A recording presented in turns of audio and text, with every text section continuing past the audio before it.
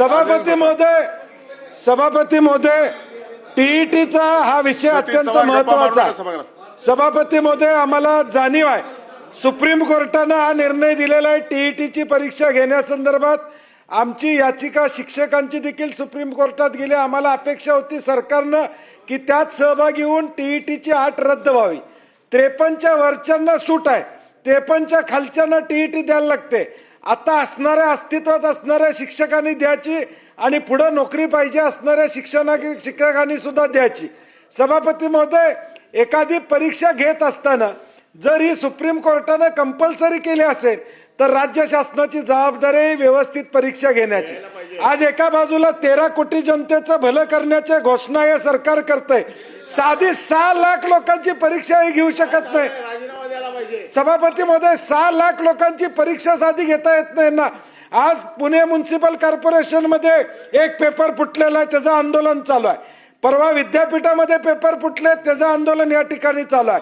नीट बसून सीबीएसई पर्यंत जिथं जिथं हे पेपर फुटतील तिथं तिथं कोण लागेबंद आहेत, कुणाचे लागेबंद आहेत चौकशी केलं पाहिजे। आणि म्हणून सभापती महोदय, आमचं म्हणणं आहे की सगळी चर्चा या ठिकाणी थांबवावी, याच्यावर विस्तृतपणे सगळ्या सभागृहांना बोलायची परवानगी द्यावी। मला वाटतं विरोध तिकडचे सत्ताधारी देखील मान्य। म्हात्रे साहेब, तुम्हाला मान्य आहे का? मान्य आहे, मान्य आहे का? मान्य आहे सांगा, म्हणजे तुम्हाला मान्य आहे टीईटीचा पेपर फुटलेला? हा, भारती साहेब इथं आहेत। सभापती महोदय, हे कोणी मान्य करणार नाही, हा अन्याय झालेला आहे। त्यामुळे आमची पुन्हा एकदा विनंती आहे की हे सगळं कामकाज बाजूला ठेवावं आणि या पद्धतीनं कामकाज बाजूला ठेवून ह्याची चर्चा व्हावी।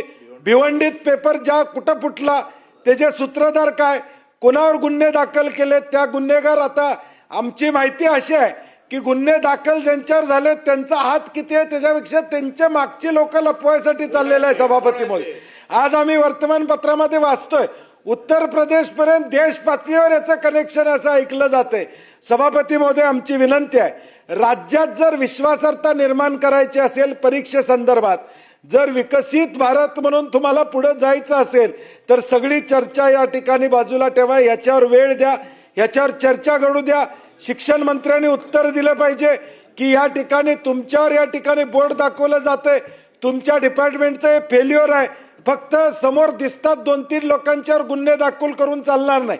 ह्या सगळ्या प्रक्रियेमध्ये कोण कोण सामील आहेत, त्याच्यावर नेमकी काय कारवाई होणार आहे, हे विस्तृतपणे याची चर्चा सभापती महोदय झाली पाहिजे। त्यामुळे आमची पुन्हा एकदा विनंती आहे की सगळं कामकाज थांबवा आणि याच्यावर या ठिकाणी आपण चर्चा करावी, अशी आमची विनंती आहे। टीईटीच्या पेपर फुटीच्या संदर्भामध्ये शांतता ठेवा जरा सभागृहात। अनेक सन्माननीय सदस्य महोदयांनी आपलं मनोगत या ठिकाणी ठेवलेलं आहे।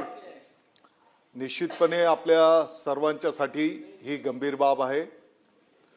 मला वाटतं की ही गोष्ट पण आपण लक्षात घेतली पाहिजे। टीईटीचा पेपर फुटीचा जो काही विषय आहे हा पोलीस प्रशासनाने त्यांना मिळालेल्या गोपनीय माहितीच्या आधारावर स्वतः कारवाई करून हे प्रकरण उघडकीस आणलेलं आहे। मुद्दा क्रमांक 1, सभापती महोदय, या संदर्भातलं विस्तृत विवरण आजच सभागृहामध्ये या ठिकाणी केलं जाईल।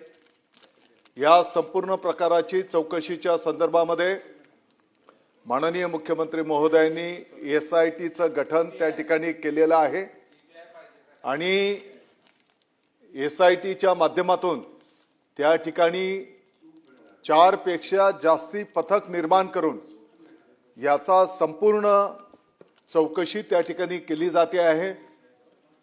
आपल्या सर्वांच्या ज्या भावना आहेत, निश्चितपणे वेळ प्रसंगी आवश्यकता पडली तर कायद्यामध्ये सुद्धा आपल्याला काही बदल करावे लागतील का, की जेणेकरून गंभीर आणि कठोर कारवाई, ज्याने कोणी हे कृत्य केलं असेल त्यांच्यावर त्या ठिकाणी कठोर कारवाई झाली पाहिजे।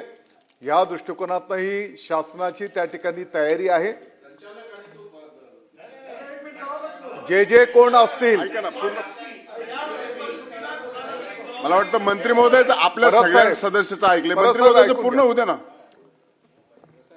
या सर्व चौकशीतून जे पुढे येईल त्या सर्वांवर त्या ठिकाणी कठोर कारवाई करण्याचं शासनाची भूमिका आहे. आणि येणाऱ्या काळामध्ये आपल्या सर्वांना माहिती आहे की काय पद्धती असते, कशा पद्धतीने ही परीक्षा संपन्न होते, माननीय सर्वोच्च न्यायालयाचे काय न्याय निवाडा हे आपल्या सगळ्या सभागृहाला माहिती आहे. परंतु येणाऱ्या काळामध्ये पारदर्शक पद्धतीने ही परीक्षा पण कशी आपल्याला संपन्न करता येईल याचाही लवकरात लवकर निर्णय त्या ठिकाणी केला जाईल. त्यांचं म्हणणं असं आहे की आम्ही एसआयटी करू. याच्या प्रकरणाची व्याप्ती देशभर आहे. SIT च्या मला असं वाटतं की त्यांनी अंतिम ज्यावेळेस निवेदन करतील त्यावेळेस आपल्याला बोलता येईल ना. दुरुस्त करावं आता. आणि जे त्यांनी माननीय मुख्यमंत्री महोदयांशी चर्चा करून अंतिम आपल्याला तपशीलवार देता येते. मागणी आमची त्याचं कारण असं आहे की याची व्याप्ती देशभर आहे. आणि त्या परीक्षा आयुक्ताची जबाबदारी की नाही? पहिली कारवाई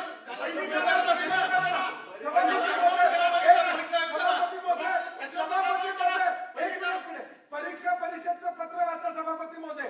त्यात पहिल्या वाक्यात लिहिलेलं आहे, नीट परीक्षेचा घोटाळ्याच्या पार्श्वभूमीवर आम्ही योग्य ती काळजी घेतली होती तरी पेपर फुटला म्हणून ही परीक्षा रद्द करत आहे. म्हणजे धाडस परीक्षा आयुक्ताचं बघा वाक्य आहे पहिला, पत्राचं वाक्य आहे पहिला, वाक्य पहिलं आहे की नीट परीक्षेच्या विचारात आहे. मग कसलं तुम्ही आयुक्ताला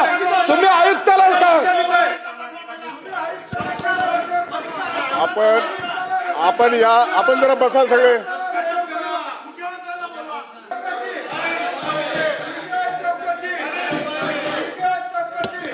सभागृहाचं कामकाज मी अर्धा तासासाठी तहकूब करीत आहे.